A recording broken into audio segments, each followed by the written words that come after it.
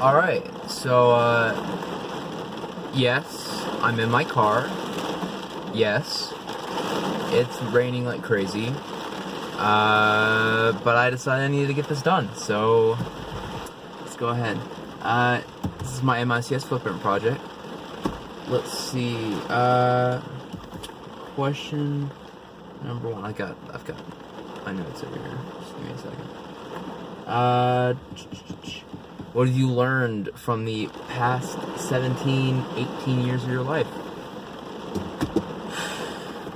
From the past 18 years of my life, I've learned about 3 things. Lesson 1, you are what your parents made you. Now, that seems pretty obvious, right? You know, you live with your parents pay for the things you have.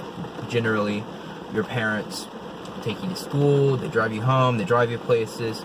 You interact with them on a day-to-day basis, and you understand who they are as a person, and they likewise understand who you are. But that doesn't necessarily mean that you're exactly what they are. It just means that you are formed in their image, in a sense. You are their creation.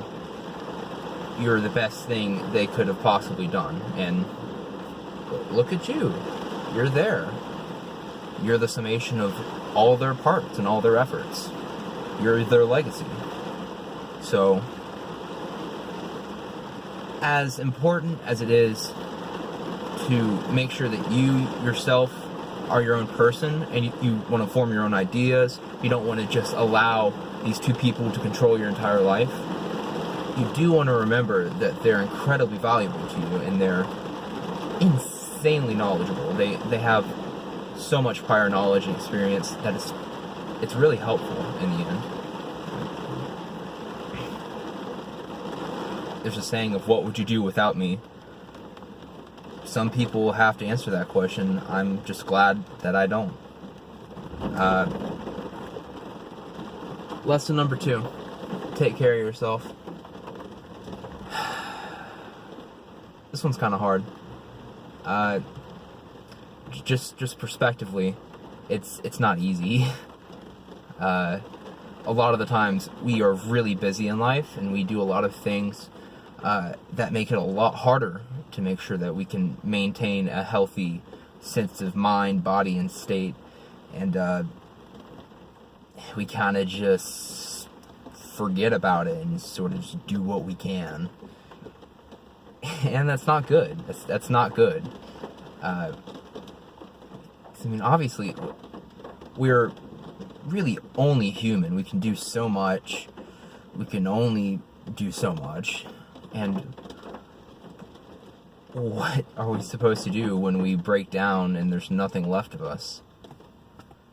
If we don't take care of ourselves, then all of our efforts are in vain, and everything we've done is useless. So I understand that it's important to try and to persevere and to continue on, but you also have to remember that you cannot go on if you are physically unable to. So, you know, do like the normal stuff. Drink water, eat healthy foods, go outside, for God's sake. Do things that stop you from going crazy.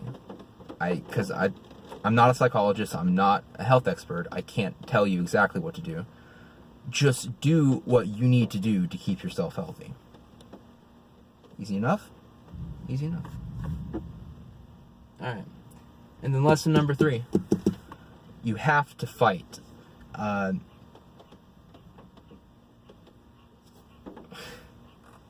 It would be great if we didn't have to fight, if we didn't have to struggle and to persevere and to do all that, if things were just given to us, but it's not how things are. Not generally. Most of us will have to try really hard to get the things that we want and to do the things we want to do, because few things are given to us in life. Few things are promised, and the universe is fickle when it comes to allowing people to be who they want to be. A lot of the times people get shot down just kind of for doing what they want to. And here's the thing. You have a beautiful, inspirational amount of personality in you. It doesn't matter who you are, really, unless you're just like the most vague, uninteresting, terrible person. I can't imagine that you don't have a personality. You probably have something you want to do. You have a dream in your life. You have something you want to accomplish. How do you think that's going to get done? You have to fight for it. You can't just expect it to happen. You can't just sit back and kind of wonder, oh, I wonder when this will get fixed or when this will become true. You know, nothing happens unless we do things, which is a really minimal explanation of that, but it's not wrong. At the end of the day, we have to fight for the things that we love, the things that we care about, the things that we want to see grow.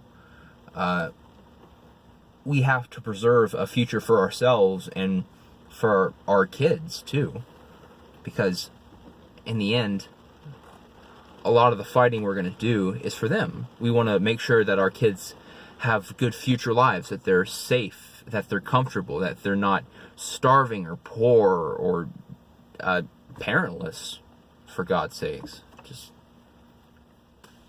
fight so that you can keep on, and so that your family and the people you care about can keep on. Alright. Those are really, like, that's the 3 things I've learned in my life, more or less. So, with that giant generalization covered, let's see what else we got. Let's see. Who have been your greatest influences? I don't know, honestly. Like, my parents, my mom is an incredible person. I love her to death. She helps me to keep on keeping on. She loves me and cares for me. She drives me to be a better person, and a lot of my pathos I have gained through her. She is a lot of my emotional state. She is a lot of understanding of how things work from an emotional perspective. Whereas I would like to think that my dad is more of a logical man. He's a logos. He's a logos. Where he's very smart, he's very understanding, he gets that things need to be done, he understands how to do them. And I'd like to think that a combination of them have really helped to form me as the person I am today. They grew me and are probably my biggest influences, and I thank them incredibly for that, honestly. Because I do love them, and I'm really thankful to them. And, you know, I can't go without saying, you know, all of my teachers, you, Miss Stallings, and just everybody else, regardless of who sees this video, all of my teachers, they've been the ones who have guided me and taught me through the years. They've pushed me to grow. They've really worked the hell out of me to help me. It wasn't just to torture me, it was to make me do better. And I'm really thankful for that. I get that I curse their names a lot. I get really frustrated at them sometimes, but these are the people I have to thank, and I'm incredibly thankful to you. Thank you very much to my teachers. Yeah. Alright.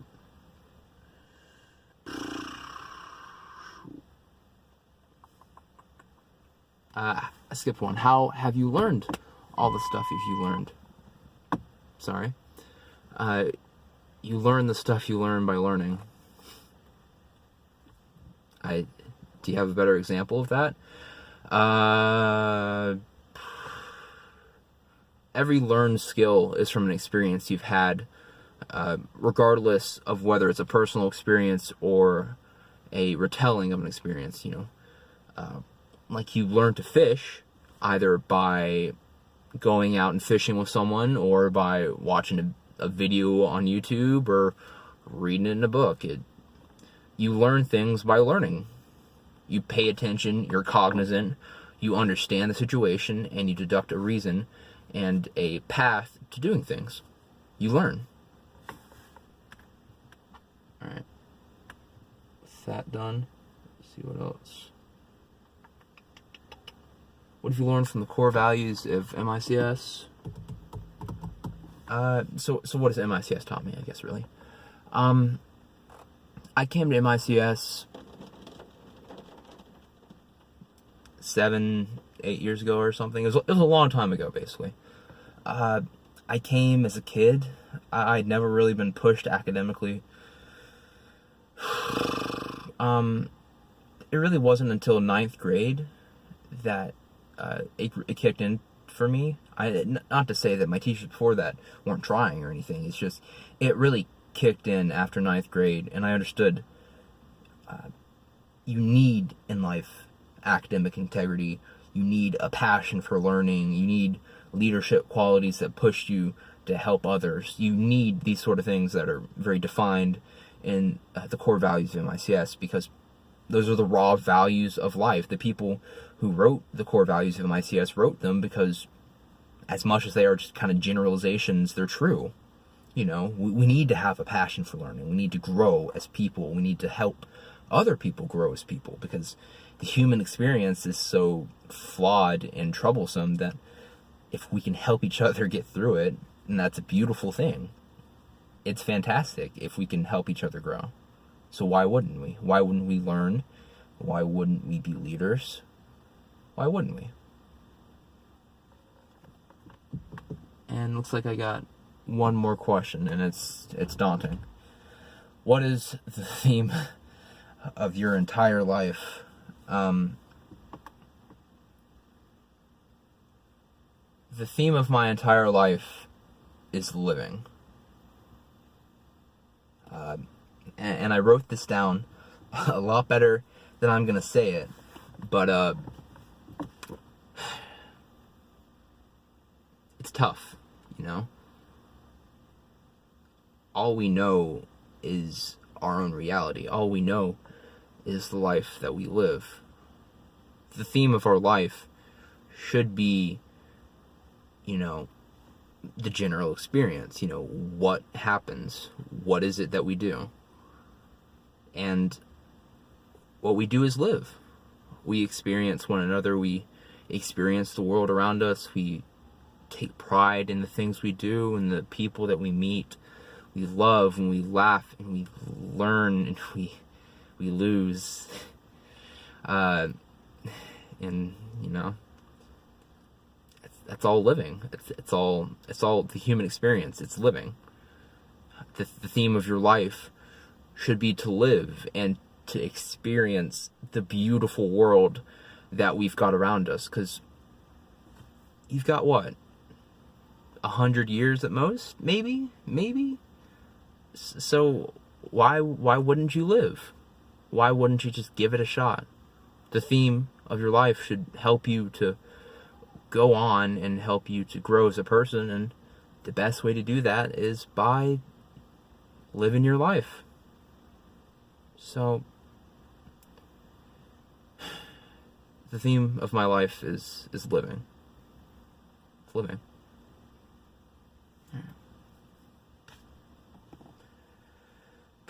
I think that's it. Thank you very much. I guess that'll be all. Thank you.